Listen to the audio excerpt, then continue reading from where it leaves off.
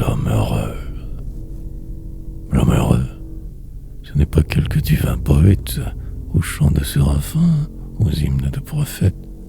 que le monde applaudit quand son livre est éclos, avec les 100 rumeurs d'une mer sur sa grève, qui, lumineux et grand, dans la foule, s'élève comme un phare au-dessus des flots. L'homme heureux,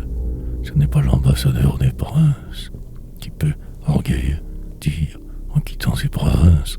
« Moi, l'homme-nation, les rois me salueront. Ils recevront en moi l'empire qui voyage. Du respect, un soufflet sur mon visage marquerait tout un peuple au front. » Ce n'est pas le tyran qui domine superbe et qui foule en marchant les hommes comme l'herbe, qui sur un trône d'or s'assied dans son éclat, couronné de brillants, qui choisit mainte altesse, maint seigneur, pour voir les pailletés et se baisse pour voir les plus grands de l'État. Ce n'est pas l'art du conquérant en l'histoire ramassera le nom d'une bataille, la gloire,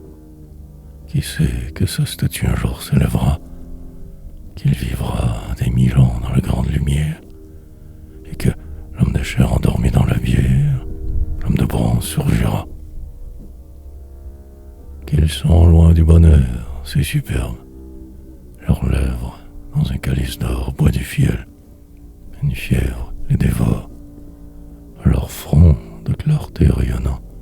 serait bien plus serein dans l'ombre et sous un voile. Dès qu'il veut resplendir et porter une étoile, il se brûle en s'illuminant. L'homme heureux, c'est celui qui n'a pris dans ses veilles qu'à rire, aimer,